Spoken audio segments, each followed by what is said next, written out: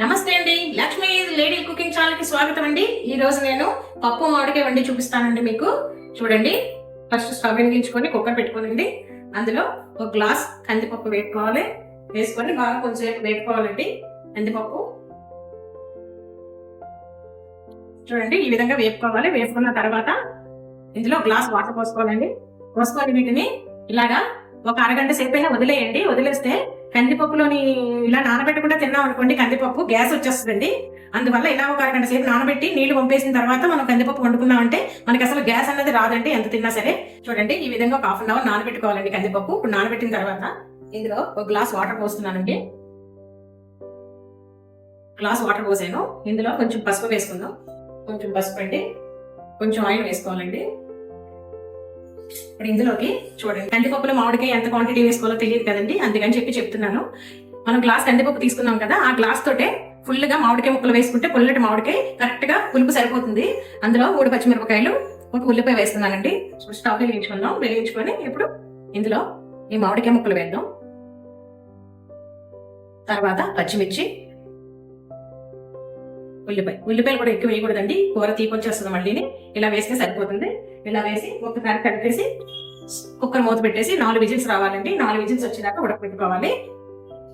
చూడండి 4 విజిల్స్ వచ్చినాయి. కుక్కర్ చల్లారింది, తీసేస్తున్నాను. ఇప్పుడు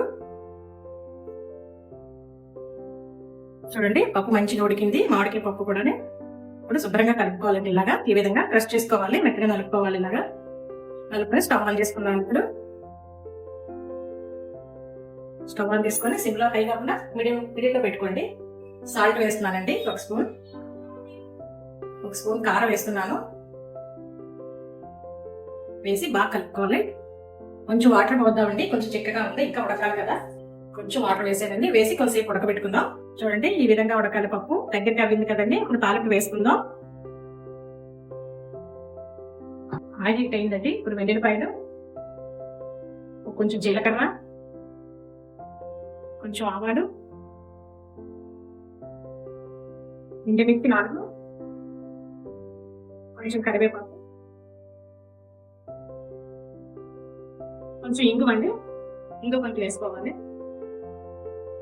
వేసి బాగా కలుపుకొని పప్పు వేసేద్దామండి.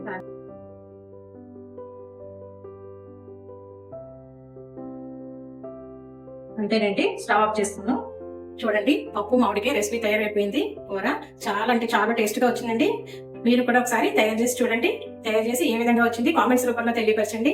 లైక్ చేయండి, షేర్ చేయండి, సబ్స్క్రైబ్ చేసుకొని బెల్ ఐకాన్ నొక్కండి. థ్యాంక్ యూ అండి.